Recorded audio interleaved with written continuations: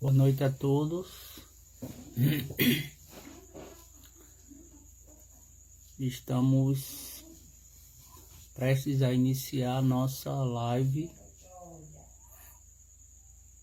da noite de hoje, dentro da nossa proposta do Caminho da Luz, que são as nossas reuniões doutrinárias no dia de hoje.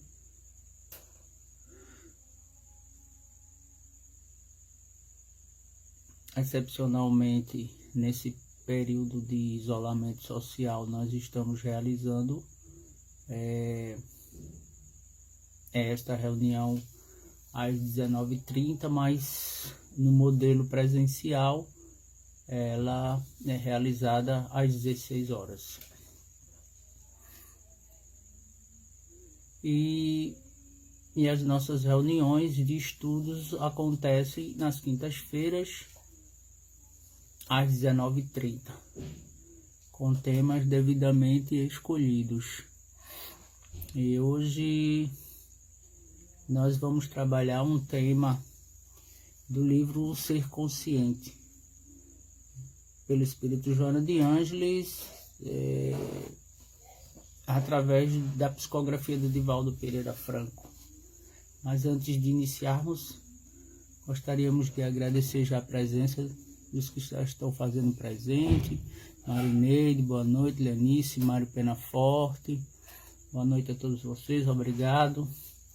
E vamos mentalizar agora aos bons amigos espirituais que assistem à nossa casa espírita, que nos assistem, para que possa nos ajudar nesse momento, nos dando a intuição, a sabedoria dentro das nossas limitações orgânicas e intelectuais, para que assim, em Teu nome, Jesus, possamos difundir a doutrina que não nos pertence, mas sim aos espíritos, e nos ajuda também a não incorrermos em erros doutrinários, mas sim que a Tua proposta possa sair limpa e cristalina, sem os nossos equívocos e seus nossos achismos.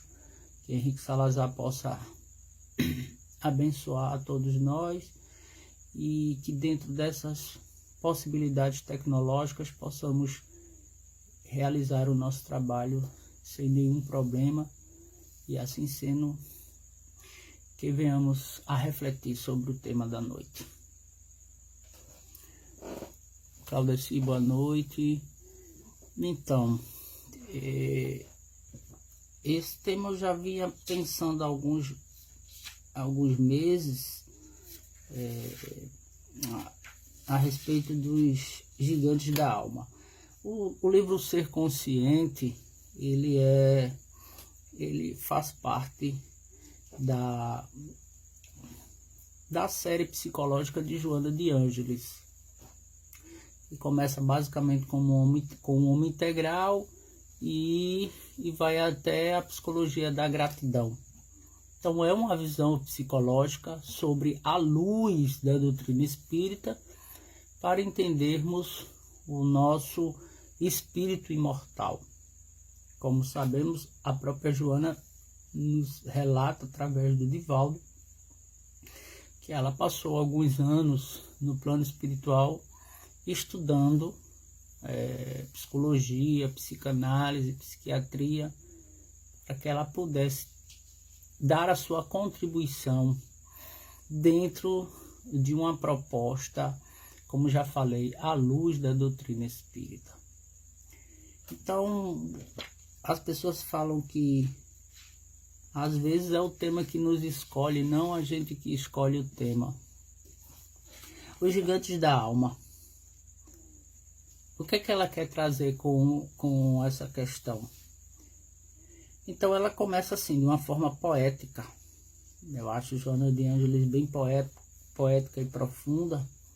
Ela diz assim, que o ser humano é gerado para alcançar o infinito e a consciência cósmica. É Deus em germe. Nós temos um Deus interno em germe a ser desenvolvido. Que as experiências evolutivas desenvolvem e aprimoram. Então todos nós estamos fadados a ser esse Deus, não o Deus criador, mas um Deus co-criador, um espírito que um dia poderá chegar a uma perfeição relativa, como o próprio Cristo ou tantos outros Cristos. Vamos também nesse momento pedirmos oração à nossa querida Liz, pequena Liz, né? A filhinha de Anália, neta de Claudeci, que se encontra no memorial, que as nossas vibrações salutares possam chegar até ela para restabelecer o seu corpo e breve ela possa estar com os seus familiares na sua própria residência física. Desde já acreditamos que a equipe espiritual médica do Caminho da Luz, o Dr. Bezerra de Menezes já se faz presente, a Tamazu Suíze atuando para restabelecer a saúde física da nossa querida Liz.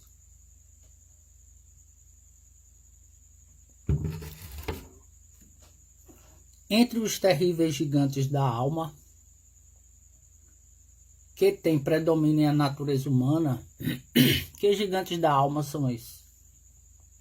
Destacam-se os ressentimentos, os ciúmes e as invejas, que entorpecem os sentimentos. Então são gigantes negativos, né, que nós alimentamos, que entorpecem a nossa alma, os sentimentos, assulam a inferioridade, provocam a inferioridade e terminam por vencer aqueles que os vitalizam, caso não se resolva enfrentá-los com hercúlea decisão e pertinaz insistência. Então esses gigantes que ela fala, né, ressentimento, ciúme e inveja que nós carregamos, alimentamos, e se não tivermos a vontade firme, como diz aqui, a decisão pertinaz e insistente de enfrentar esses aspectos desse homem velho na linguagem paulina, nós seremos de certa forma engolfados e dominados por esses gigantes. E o que é que ela diz sobre o ressentimento? Entre os tormentos psicológicos alienadores, ela traz que é um tormento que aliena o psíquico da pessoa, o ressentimento. É a questão do melindre, de guardar a ofensa. A presença do ressentimento na criatura humana tem lugar de destaque. E veja, ela assinala com um lugar muito importante de destaque na nossa psique, porque nós alimentamos. Injustificável sob todos os pontos de vista, ele se instala enraizando-se no solo fértil das emoções. O ressentimento vai se instalando no solo bem propício das nossas emoções, em descontrole do paciente. Nós não temos controle disso, isso vai tomando conta das nossas emoções, aí engendrando males que terminam por consumir aquele que lhe dá guarida, aquele que lhe abriga. Como falei, esse ressentimento é conhecido vulgarmente como melindre. Nós, quando temos o nosso ego ferido, porque esse ego ele ainda é um ego frágil, então nós, quando nos frustramos com determinadas questões e que não sabemos perdoar, que não sabemos digerir, então nós nos ressentimos, nós ficamos melindres. Joana de Ângeles fala muito sobre esse eu profundo. É interessante que a gente possa entender que nós temos dois centros de consciência, segundo a psicologia profunda, à luz da doutrina espírita.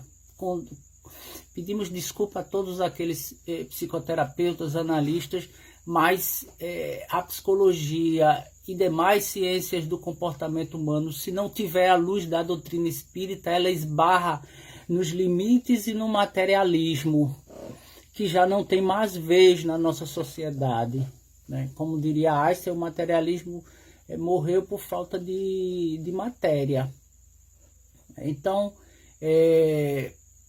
esses dois centros da consciência, o eu que está no ego, né? Que é uma consciência superficial, essa que está falando aqui. E na maioria das vezes nós achamos que sabemos de tudo, que essa consciência periférica, que é o eu que está no ego, né? A gente acha que sabe muito, a gente acha que dá conta de muita coisa. E tem o eu profundo que Joana de Ângeles vai utilizar de uma palavra em inglês, significa, ela chama de self.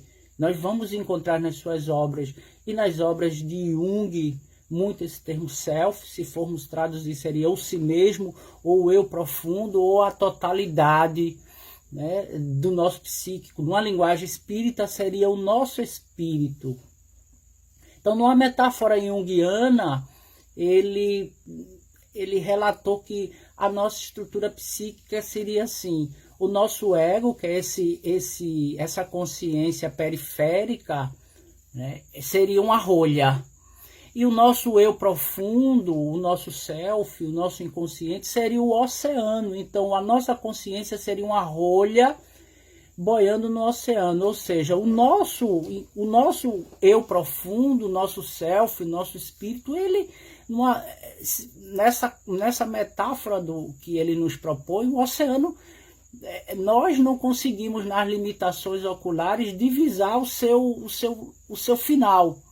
Então, o nosso inconsciente é algo assim muito, muito profundo, muito cheio de informações, não apenas informações presentes, mas informações, pensamos nós agora, informações que nós trazemos desde outros reinos que nós habitamos. Vamos ficar apenas no reino animal, sem querer entrar no reino vegetal, nem no reino mineral.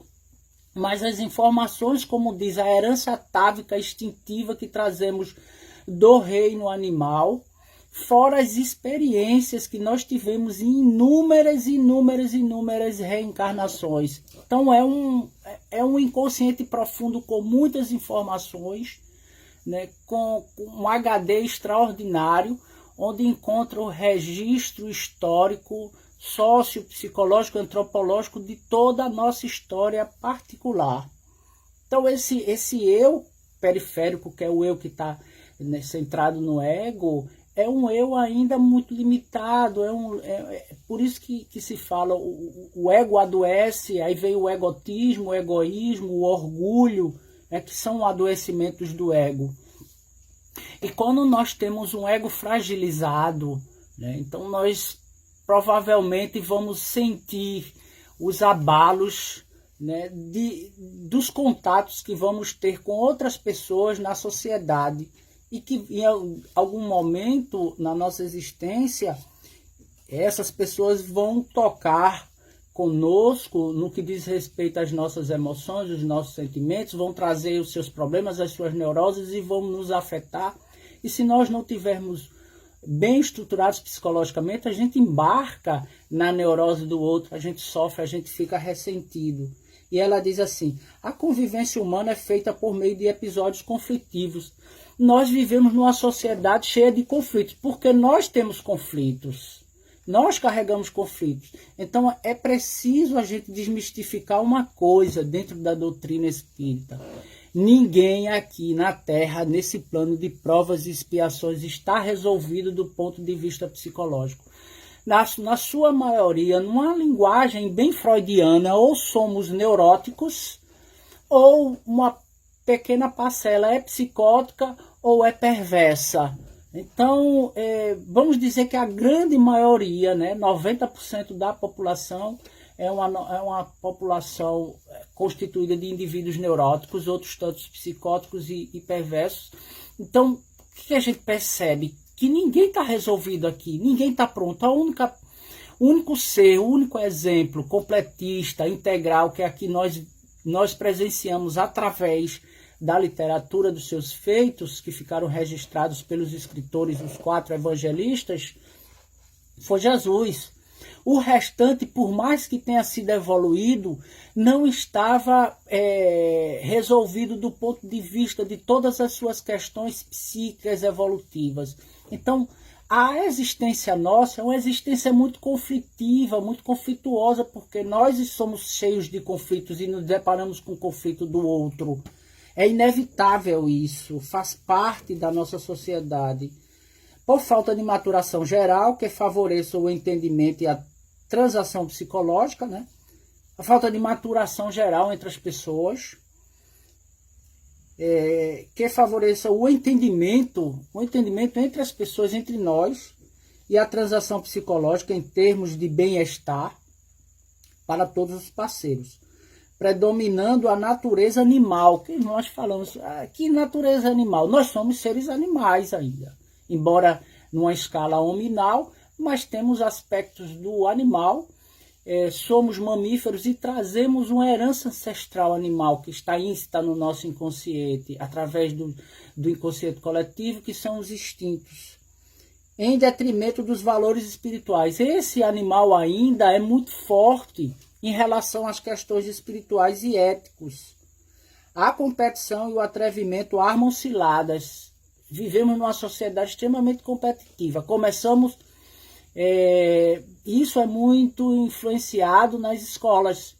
Quando eu sinto ainda que as escolas falta uma proposta de religiosidade, uma proposta que possa ensinar mais a questão da ética, da moral, de uma inteligência emocional, espiritual, mas ensina as crianças desde cedo a competir, a vivenciar o empreendedorismo, nada contra, mas incentivam desde cedo a competição. Tem que tirar boas notas para chegar lá na frente, para ser um bom profissional, para se destacar melhor do que todos. Armam ciladas nas quais tombam os temperamentos mais confiantes. Aquelas pessoas que são mais confiantes, essas pessoas um dia elas vão tombar. Ingênuos que se deixam logo após mortificar. Aí ela, para concluir aqui, ela diz, no importante capítulo da saúde mental, ela está falando que o ressentimento ele tem um destaque muito grande na saúde mental das pessoas. Acha ressentimento nada, mas ressentimento, mágoa, é como um carvão em brasa que a gente guarda preso na nossa mão fechada. Ele fica queimando até o momento que a gente abre mão dele e joga ele fora, porque senão ele vai continuar queimando a nossa pele. No importante capítulo da saúde mental, ela considera isso como um problema grave de saúde mental, indispensável ao equilíbrio integral do corpo e da mente, o equilíbrio. O ressentimento pode ser comparado à ferrugem. Veja só, é uma metáfora muito bacana que ela usa aqui. A ferrugem nas peças da sensibilidade. Ela vai corroendo a nossa sensibilidade com relação ao outro, com relação à vida, com relação ao belo ideal. Refletindo-se como distúrbios, vejam bem, ela vai refletir como distúrbios gástricos. Isso significa no nosso estômago. Gástricos e intestinais, tanto no estômago como nos intestinos. De demoradas consequências, gastrites e diarreias inexplicáveis procedem dos tóxicos exalados pelo ressentimento, que deve ser banido das paisagens morais da vida. Então veja bem, o que o ressentimento ele pode causar na nossa vida. E não é um ressentimento de 1, de 2 dias. Tem pessoas que alimentam esses ressentimentos por toda uma vida, não conseguem perdoar. E quando a gente fala em perdão, a gente entende que perdão não significa necessariamente que eu vou esquecer. Eu não vou esquecer o fato, né? Mas perdoar nós lembramos do fato, mas a gente abre mão daquilo, aquilo não nos toca como antes, aquilo não nos ressente. Eu te perdoo, mas eu não esqueço, é natural do nosso processo. Quando como diz o Evangelho, nas almas mais puras e depuradas, há um esquecimento. Eu vou esquecer tudo que ele me fez. Mas enquanto indivíduos cheios de conflitos ainda, cheios de neuras, nós, ainda pela nossa condição mental, espiritual, nós não temos condições de esquecer lá. Lógico, claro, ninguém aqui, eu acredito em sã consciência, está desenvolvendo um problema degenerativo, né, do sistema nervoso central, nem um Alzheimer, nem um Parkinson, nem uma amnésia para esquecer, mas a gente abre mão desse ressentimento, a gente não esquece, mas a gente também não se prende mais a essa dor, a gente ressignifica, a gente dá um sentido, a gente entende que o amigo também pode nos magoar, que ele também tem suas limitações, como também a gente pode magoar alguém e às vezes a gente nem se dá conta porque é bem do automático, às vezes do nosso inconsciente, de uma questão projetiva mesmo, a gente vai lá e magoa a pessoa sem perceber.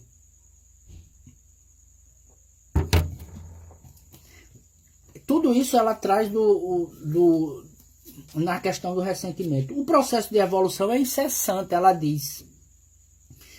E as mudanças, as transformações fazem contínuo. A gente precisa estar aberto às transformações. Porque quando a gente não se abre a transformações, quando a gente não se abre a um processo que o corpo quer avançar numa questão de desenvolvimento psicológico, de desenvolvimento espiritual, de uma crescente, de uma cura, nós vamos adoecer de alguma forma. Então é preciso estar aberto.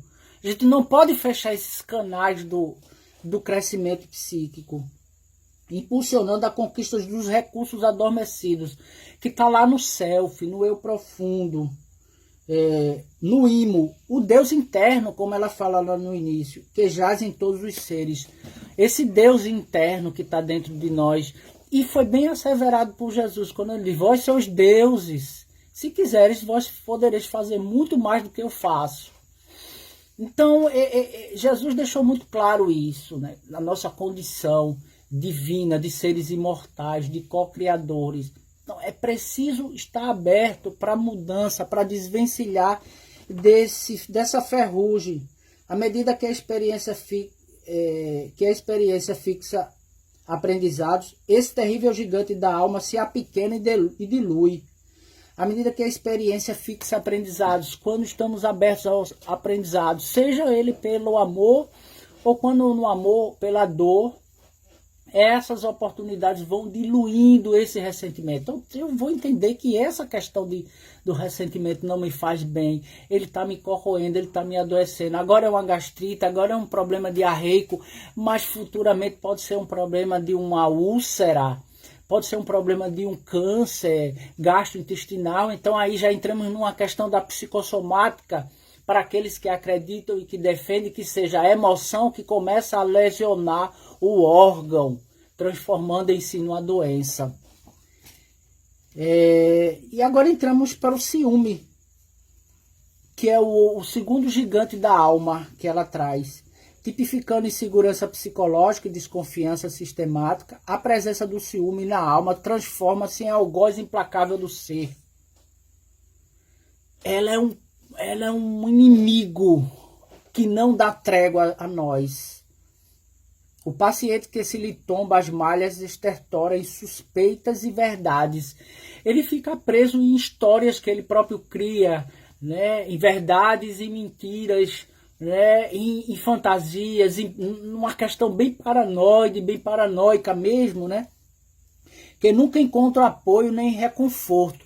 Não tem apoio na lógica, não tem apoio no social, né? O ciumento, ele cria muita história, ele inventa muitos enredos e na sua grande maioria sem nenhuma sustentação de verdade. Atormentado pelo ego dominador, ou seja, aquele ego que nós carregamos ainda fragilizados, aquele ego inflado que a gente acha que sabe de tudo, que tem conhecimento de tudo. Ah, eu sou o melhor cientista, eu sou o melhor palestrante, eu sou o melhor professor, sou o melhor. O ego inflado, o ego atormentado. Então o indivíduo ele deixa brechas para que possa estar sendo atormentados ou alimentando esses gigantes, seja do ressentimento, porque não aceita ser frustrado, não aceita que alguém o contradiga em algum momento ou traga uma possibilidade de uma verdade teórica. A minha verdade é absoluta, a minha verdade é única e ponto, né? Ou senão ele se abre para a questão do ciúme. Certa feita eu escutei um analista junguiano que dizia assim, a respeito do ciúme, achei muito interessante. Quando o casal deixa de sentir o ciúme, aqui nós não estamos falando de um ciúme patológico. Nós estamos falando de um ciúme como se fosse um certo cuidado, né, com o outro, um certo carinho. Quando o indivíduo perde o ciúme para com o outro, parece que o amor não existe mais ali naquelas relações. Faz sentido do ponto de vista psíquico quando as pessoas perdem, né, essa relação de afeto, de cuidado com o outro, né, de se sentir incomodado quando alguém quer se aproximar de você de uma forma menos ética. Mas aqui a gente está falando de uma questão de um ciúme extremamente patológico. É aquele indivíduo que começa a tomar posse do outro, começa a dirigir o comportamento do outro, começa a escolher a forma como o outro se veste, como o outro comporta, afasta as pessoas de suas amizades, do seu convívio familiar, vai asfixiando a pessoa a qual ele está atormentando, né? Porque na maioria das vezes, como diz Joana de Ângeles, o ciúme leva o outro à loucura.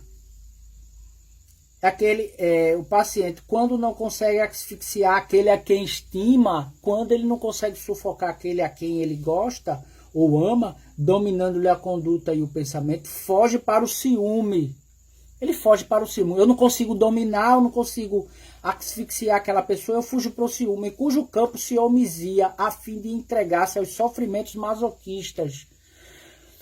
Masoquismo é aquela pessoa que tem prazer em sentir dor, tem prazer na dor, ela tem um ganho muito grande, né? Masoquismo vem do estudo da questão da personalidade, que se inicia lá com a psicanálise freudiana, e temos o masoquista e temos o sádico, né? que estão dentro de categorizados como transtornos de personalidade, e na perspectiva da psicanálise seria uma estrutura de personalidade dentro do campo das perversões. Os sofrimentos masoquistas, ele sente prazer em sofrer, que ele ocultam a imaturidade. Um indivíduo ciumento, é um indivíduo totalmente imaturo, inseguro, de um ego bem fragilizado. A preguiça mental e o desejo de impor-se à vítima da sua psicopatologia, em cujo campo se homizia a fim de entregar-se aos sofrimentos masoquistas que lhe ocultam a imaturidade. A preguiça mental, ele tem uma preguiça mental de tentar buscar os fatos da melhor forma possível, né? E o desejo de impor-se à vítima da sua psicopatologia. Então ela já trata o ciúme como algo psicopatológico, como algo que se caracteriza como uma doença da alma, uma doença estrutural profunda que se enraiza na alma. O ciúme tende a levar sua vítima à loucura. Quantas pessoas não saem de uma relação extremamente destruídas, de um relacionamento abusivo, extremamente abusivo, numa linguagem mais moderna, quando a gente utiliza o Bauman, né? Uma relação tóxica. Quantas pessoas saem destruídas dessas relações, quando conviveram com pessoas com esse padrão de personalidade, e aí buscam os consultórios, né, de psicologia, de psiquiatria, de psicanálise, de análise, para tratar essas questões, porque é como se incorporasse a loucura ou a neurose do outro, e leva um certo tempo para você entender que aquilo não é seu, aquilo é do outro, mas você sai extremamente adoecido daquela relação, com a autoestima totalmente destruída, né? Com as questões muito fortes de autorreferência, né? Acreditando que as pessoas estão falando mal dele, que as pessoas estão olhando para ele, e ele se sente muito vitimizado, um coitadinho, né? Muito para baixo, descambando, em muitos casos, em depressões bem importantes dentro desse quadro, né? Então, é mais um gigante da alma, né? Que Joana de Ângeles traz. Então, ela diz assim: liberando-se da compreensão do ciúme, a pouco e pouco o eu profundo respira. Alcança as praias largas da existência e desfruta de paz com alguém ou não, com algo ou nada, porém com harmonia, com amor, com a vida. Ela diz assim: somente o self pode conseguir essa façanha, arrebentando as algemas a que se encontram agriolhado a pessoa. Somente o eu profundo pode conseguir essa façanha de arrebentar as algemas que prendem a pessoa que é acometida pelo transtorno do ciúme. Rico de realizações exteriores, superando a estreiteza e os limites egóicos. É esse limite que a gente tem de acreditar que esse ego, essa consciência que é superficial, essa consciência superficial que pode dar conta de tudo, que eu sou o maior, que eu sou o melhor, que eu tenho uma razão para tudo, expandindo-se e preenchendo os espaços emocionais, as aspirações espirituais, vencidos pelos gases venenosos do ciúme. Então, somente o self, somente o eu profundo pode, ela diz que pode libertar o indivíduo dessas algemas. Agora, ele precisa, primeiro, estar aberto para isso, aceitar que ele tem um problema muito sério, que tomou conta do seu psíquico, da sua personalidade, do seu psicológico. E quando ele está aberto, mesmo esse eu profundo nosso, quando bem monitorado através de uma vivência de espiritualidade, de religião, de um acompanhamento psicológico ou de uma terapia alternativa, holística, ela poderá ajudar esse indivíduo a ser tomado pelas questões éticas e profundas do seu eu profundo, e aí ele tomar conta, deixar ser invadido pelos conteúdos espirituais, se libertando dessa ferrugem, se libertando desse ácido que então corroía sua razão e sua psique. Então, os ciumentos é importante que eles tenham essa consciência, porque na maioria das vezes eles não procuram ajuda, eles não procuram tratamento, e eles vivem atormentando as pessoas. Eles se diluem um relacionamento, começa outro relacionamento, então tudo aquilo como um padrão se repete, fazendo com que mais uma pessoa possa se tornar prisioneira dentro das suas malhas através do seu ciúme, que é extremamente doentio e psicopatológico, como diz Joana de Ângeles. E a inveja? A inveja é uma coisa muito corrente na nossa contemporaneidade, né? Remanescente dos atavismos inferiores, remanescentes, herdeiros de conteúdos inferiores do passado. A inveja é fraqueza moral. Veja que coisa fantástica. Que aula a Joana de Ângeles nos dá. A inveja é fraqueza moral a perturbar as possibilidades de luta do ser humano. Então, aquela pessoa que não tem coragem, que não tem força de vontade para ir em busca daquilo que o meu próximo, o meu vizinho está conseguindo de forma ética, através do trabalho, de forma hercúlea. É aquela coisa, né? A grama melhor é do meu vizinho, a mulher mais bonita é do meu vizinho, o carro melhor é do meu vizinho. E nós não sabemos a história por que passou aquele indivíduo para adquirir uma casa mais confortável, para adquirir um automóvel mais sofisticado, né? Para hoje poder estar gozando de uma certa estabilidade financeira, de poder hoje ter uma casa na praia. Ele diz, hoje eu vou para a praia, ou comprar um apartamento, seja ele em João Pessoa, em Recife. Nós não sabemos o que passou aquele indivíduo, as lutas diárias, as suas dificuldades que ele passou no passado, para hoje ele ter essa condição financeira melhorada, né? E o invejoso, em vez de utilizar-se da inveja boa para dizer assim, se ele conseguiu isso de forma honesta, eu também posso trabalhando. Não é aquela inveja que tenta destruir o outro, né? Torcer pelo outro. Tá vendo? Fulano foi desempregado, coisa boa, era metido aí, nariz empinado, tudo, agora tá desempregado. Quero ver agora bancar as festas de final de semana, quero ver tá postando nas redes sociais. Isso é inveja patológica, é inveja que a gente fica na espreita torcendo pela derrocada do nosso vizinho, do nosso irmão. Ah, ele comprou um carro, menino, o carro dele é melhor do que o meu. Por quê, hein? Por que ele comprou um carro melhor do que o meu? Então, porque ele tem condições, porque ele trabalhou, porque ele foi atrás. Se ele comprou o melhor, porque também você não pode comprar um tal igual ou melhor se você trabalhar sem querer utilizar-se dos mecanismos doentios dessa inveja. Ao invés de empenhar-se na autovalorização, o paciente da inveja lamenta o triunfo alheio, tá vendo? Ele lamenta o sucesso do outro e não luta pelo seu. Ele não luta pelo dele, ele quer que a coisa caia do céu. Compete mediante a urdidura da intriga, veja. Ele compete através da intriga, ele fica de soslaio, ele fica na espreita, trabalhando na intriga e da maledicência, trabalhando a maledicência. Fulano, tá vendo?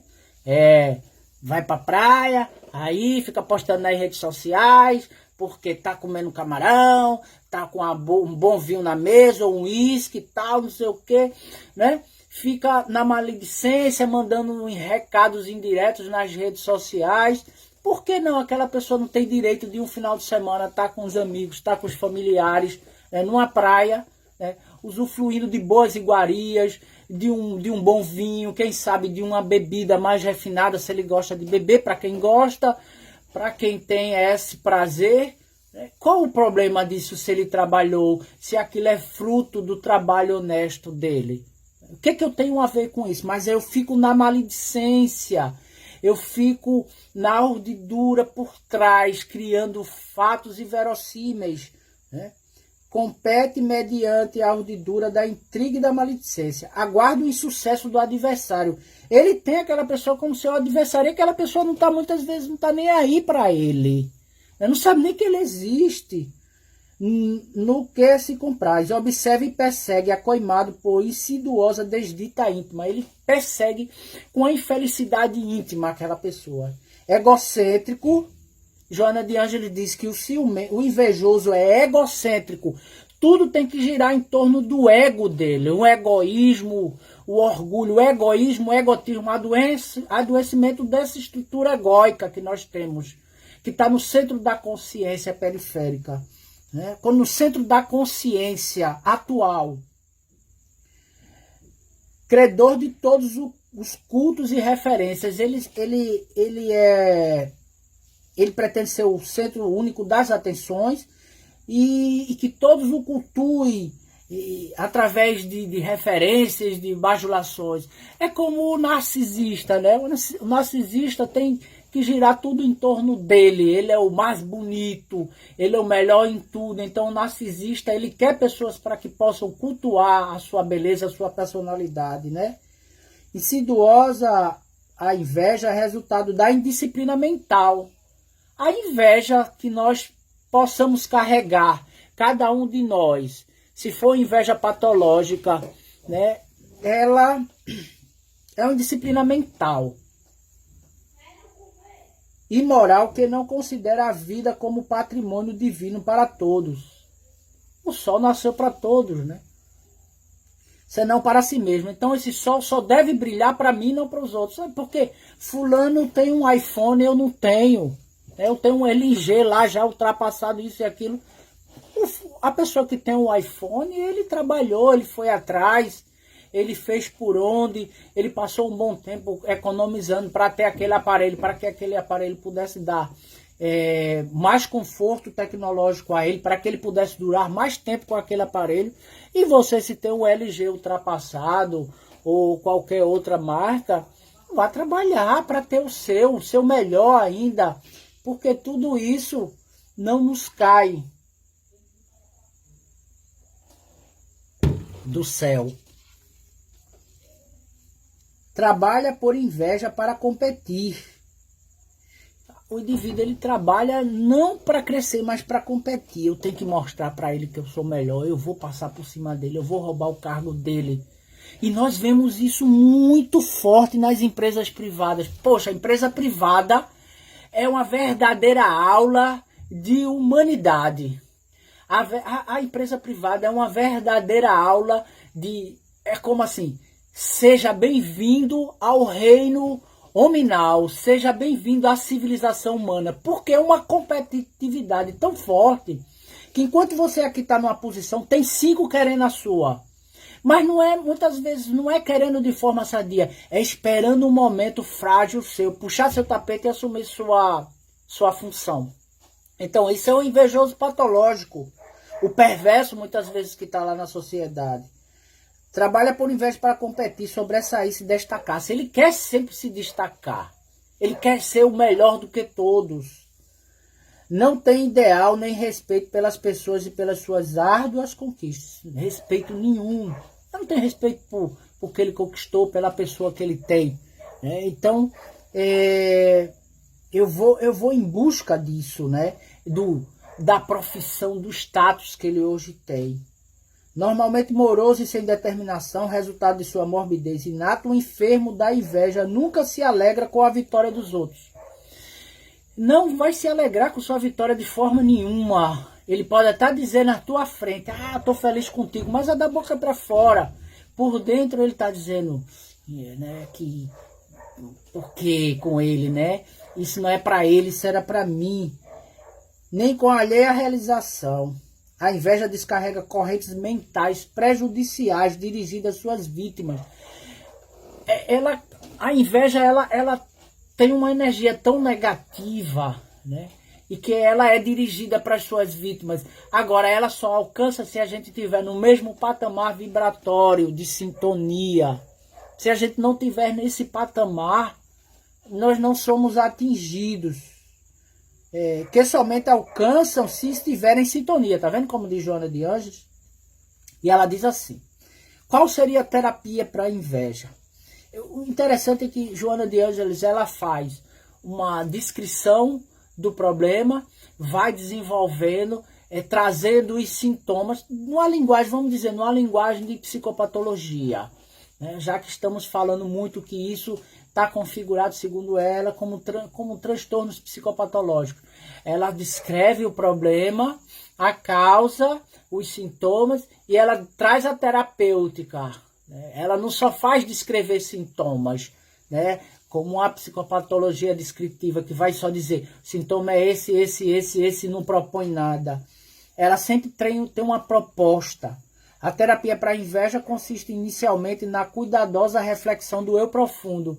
Eu tenho que abrir mão desse eu periférico, egóico, desse ego, para mergulhar nesse eu mais profundo, em torno da sua destinação grandiosa. Que destinação grandiosa é essa? Aquele Deus interno que está dentro de nós.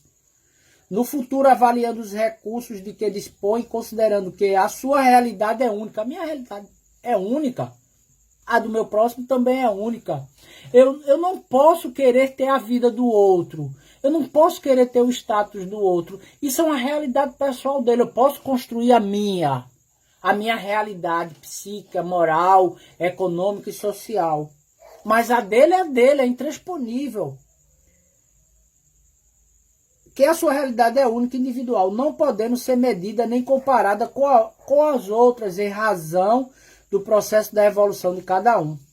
O cultivo da alegria pelo que é e dos recursos para alcançar outros novos patamares. Seja o despertar do amor a si mesmo e ao próximo e a Deus. É o cultivo da alegria que hoje precisamos, de certa forma, estarmos regando. Porque estamos vivendo momentos de transição muito árduos. As transições coletivas e as transições internas. Porque um está ligado ao outro, como diria Jung, unus mundo. O meu mundo está ligado ao cosmos, e o cosmos está ligado em mim. Eu estou ligado nesse processo social. Quando uma pessoa tomba, quando uma pessoa cai, isso diz respeito a mim. Quando uma pessoa desencarna através do Covid, isso me perpassa, porque ele é um irmão meu, que faz parte de uma sociedade terráquea, humana, filhos de um único pai, porque já diz o Pai Nosso é pai meu, pai seu, pai de todo mundo, não é pai de uma determinada igreja, não é pai de uma determinada religião. Então, tudo isso nos toca. Então, estamos precisando, mesmo desses momentos difíceis, de começar a tentar regar essa alegria, essa felicidade, para que nós não sejamos acometidos do pessimismo e da inveja do nosso próximo, da inveja da situação do outro, porque o outro tem isso e eu não tenho, porque ele chegou nessa condição financeira e eu ainda não cheguei. Se você trabalhar a vida toda e não chegar, paciência, ainda não é da sua programação nesse momento, mas você tem os braços aí perfeitos, as mãos, os pés, as pernas, você tem a cognição perfeita, então vá trabalhar, vá conseguir, através do seu trabalho honrado, né, e diário, conquistar aquilo que você vem buscando, vem almejando. Se hoje não consegue, mas daqui a médio prazo ou a longo prazo, quem sabe você não vai ter o seu carro, a sua casa, o seu apartamento. Sem esquecermos que tudo isso faz parte de uma transitoriedade. Eu posso buscar ter uma vida melhor, mais confortável, mas não posso esquecer a verdadeira riqueza, que é intransponível, que a traça nem a ferrugem vai corroer, que é uma riqueza que nós falamos que é uma riqueza espiritual, essa riqueza que nós vamos carregar com o nosso eu profundo, com a nossa estrutura espiritual para todo sempre. Essa riqueza que ninguém vai roubar, essa riqueza que não existe a competitividade do perverso que vai puxar meu tapete e vai tirar e vai roubar a minha riqueza espiritual. Essa ninguém vai carregar, porque é minha, é particular, eu vou levar. Posso até perder minha função, meu status na empresa, minha condição na sociedade, posso até passar por privações que todo mundo acredita que passou. E se não passou nessa vida, agradeça a Deus.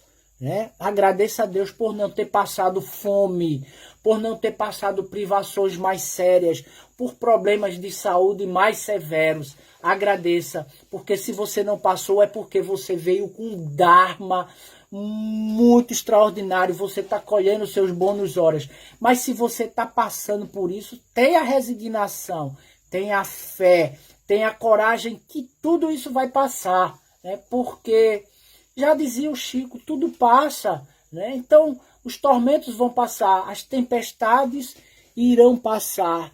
E quem vai sobreviver e quem vai ficar somos nós, com os nossos frutos, através do nosso esforço, né? Moral, espiritual. Então, quando vamos entendendo esses ensinamentos de Joana de Ângeles, esses estudos psicológicos, à luz dos holofotes da doutrina espírita, tudo isso fica mais claro.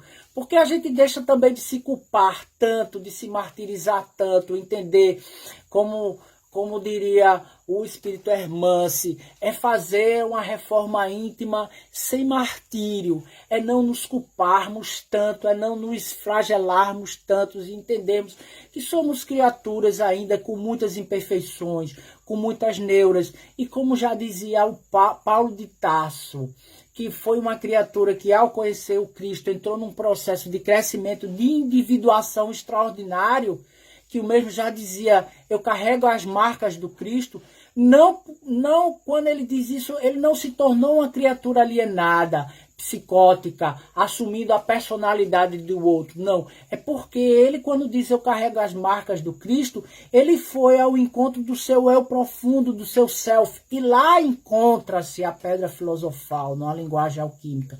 Lá se encontra o tesouro, lá se encontra inserido em germe as leis que estão escritas na nossa consciência, que são as leis morais, as leis divinas e as leis naturais. Então Paulo de Tarso dizia assim, o bem que eu quero fazer eu não faço, o mal que eu não quero fazer esse sim eu faço. Ele tinha consciência ainda da sua predominância instintiva, animal, e por isso ele não mais se mortificava, ele não mais se culpava.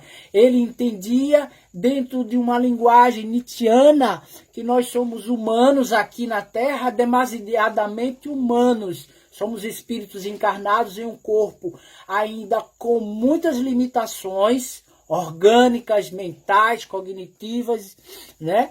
Mas com possibilidades, como dizia Jesus, vós sois deuses, vós podeis fazer muito mais do que eu faço. Isso é o Deus interno que está dentro de nós e que a gente precisa sair desse conforto, desse ego, dessa consciência periférica, para fazer um mergulho, né, dentro da proposta de reforma íntima, se despindo das cascas como uma cebola, que a gente vai tirando casca por casca, casca por casca, e quando chegarmos ao final nós não temos nada, ou seja, nós teremos a essência.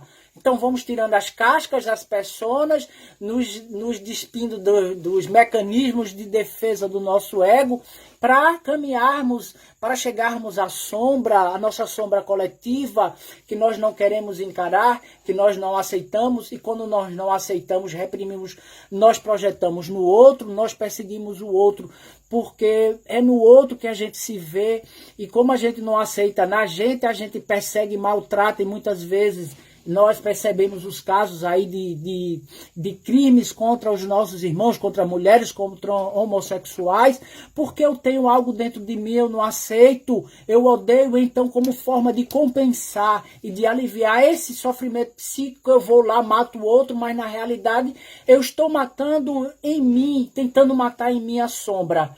E é preciso ter essa coragem da reforma íntima, como diz Allan Kardec. É essa reforma íntima que vai nos propiciar entrarmos, tirando as cascas, tirando as personas, tirando as máscaras, ultrapassando os limites do ego periférico para um eu profundo, chegando no nosso si mesmo, nas estruturas que podemos chegar e nos é permitido de abeirar e tocar o nosso self, o nosso eu profundo, e assim nos assenhorar, quem sabe, das leis divinas e naturais que estão escritas numa consciência, que não é essa consciência egóica, mas uma consciência bem lá mais profunda, que precisamos ir, desenterrar, e ir ao encontro da pedra filosofal, do ouro alquímico, para assim podermos dizermos que estamos caminhando num processo, né, num processo de individuação, no processo de crescimento espiritual para ter acesso ao reino dos céus, que é um estado de espírito, que é um estado de alma.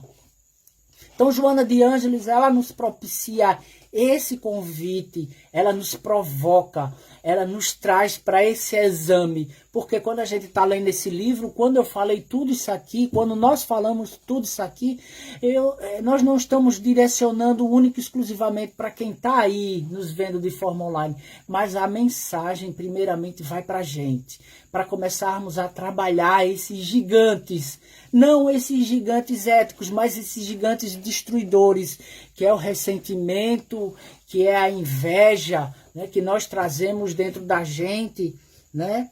O ressentimento, o ciúme e a inveja que nós trazemos ainda, que está muito forte, que é ainda a herança dos atavismos, de experiências milenares no reino animal, e que ainda faz parte através de estruturas psíquicas, de processos instintivos, de questões, de pulsões, de arquétipos que muitas vezes vão direcionar e tentar direcionar a nossa consciência. Mas aí a gente precisa estar fazendo essas reflexões, esses estudos, esses mergulhos e dialogar com o nosso eu profundo, sem negar a sombra, mas ressignificando essa sombra, dando luz à sombra, tentando dialogar com ela, aceitando aquilo que está dentro de nós e não unicamente naquela linguagem mais antiga de tentar matar o homem velho, de tentar matar a sombra, mas tentar remodelar, ressignificar, reestruturar, lançar luz a essa sombra para que ela possa se tornar processo criativo para a nossa vida no dia a dia. Então, queria agradecer a todos vocês pela paciência. Espero que possamos ter sido claros com o tema.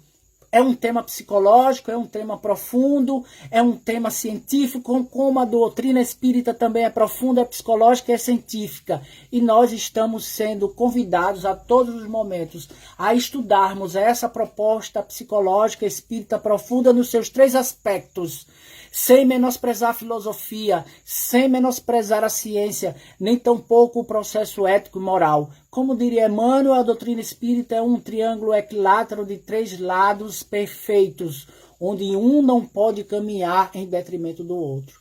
Então, muita paz, que Jesus nos fortaleça nesse momento, nessa semana, que hora se inicia, que as nossas vibrações mais uma vez possam chegar até a nossa irmã Liz no hospital. Espírito antigo, mas num corpo como num corpo novo a desabrochar como uma rosa, mas que com certeza vem para esse seio familiar com uma missão como todos nós temos e acreditamos através das nossas vibrações que ela vai se recuperar o mais rápido possível. Que Deus abençoe a todos, muita paz, muita luz e namastê para todos.